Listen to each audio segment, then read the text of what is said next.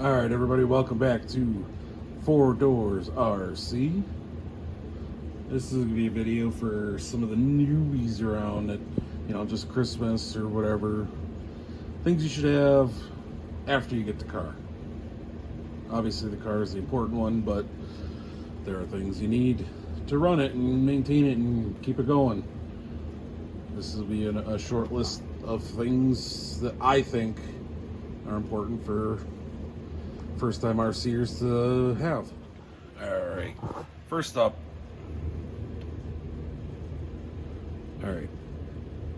first thing we need to talk about is tools.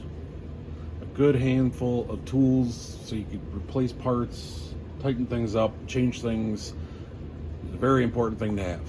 Yeah, I know every ready-to-run RC car comes with a little lug wrench and some Allen keys. This is one that comes with an arm, obviously you can see. Still in the bag. But the only thing I use, maybe out of here, is the lug wrench for the wheels. That's about it. So first off,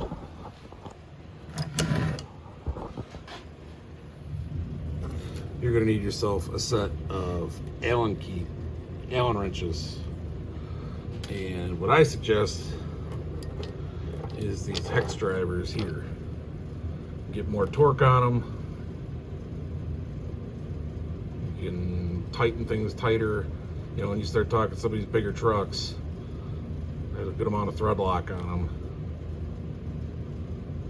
them. Next, you should probably also have a good screwdriver. Now, I know most cars nowadays aren't going to be a Phillips head. I don't have a flathead laying around here because pretty sure one of my kids grabbed it and ran off with it. But, such as tools, huh? But I mean, if you're working on an old Tamiya or even an older Traxxas, or some of the HPI stuff too. Yeah, HPI Savage, yeah, that's all Phillips head screws. A couple good screwdrivers. A pick. Seems trivial, but, you start bashing those Allen head keys, get screws, get full of dirt. It's a very handy tool to have so you can clean them screws out so you can get your Allen wrenches in there. And next you're going to need, I would suggest, a pliers or two. This one's a cutter. If you're doing any wiring or chopping zip ties, recommend that. Need one of those pliers. It's great for pulling hinge pins out, E-clips if you got them, whatever. This one's good for a multitude of number of things. But yes, first off on the list, good set of tools. All right, number 2 on the list. Obviously can't run the car if you don't have power. So you need a set, at least a nickel metal hydride battery. But most cars today now are running Lipo batteries and a suitable charger. This one will charge both. This one is a fairly cheap model. And last but certainly not least, most controllers nowadays run on 4 AA's. These Lipo batteries are awesome, but they still take 30-40 minutes to charge just to drive 30-40 minutes, so it doesn't hurt to have more than one laying around. As well as if you're going Lipo batteries, you're going to need one of these. This one's a new one to me, but it's a Lipo safe charge bag. Because the Lipos can be a little on the dangerous side charging up. Put them in there, that'll prevent your house from burning down if a battery will fail.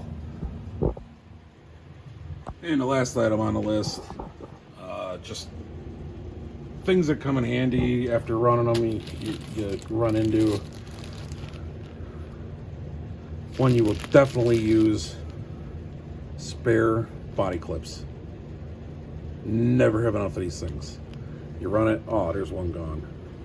So that's a good thing to have on hand. Next up, wire ties or the general fix-it-all zip ties. I use these all the time for holding ESCs down, receivers down, you name it. Put my GPS on the trucks for cars. multiple uses for these. This stuff, double-sided tape. Not every car's got a screw down ESC mount. Like on my Habao, I use this and a couple zip ties to keep it into place. Last but certainly not least, it's a thread lock. Maybe not necessarily this stuff. This is ultra heavy duty stuff, but probably the blue stuff would be best for RC use. This is just what I have laying around to show you guys in the video. Anytime you're screwing metal to metal parts, you will definitely appreciate that stuff. Doesn't take much for a metal screw to back out. So I hope this video helps anybody that's new getting into RC cars. If you got any questions, leave them down. As always, like and subscribe, and we'll see you next time.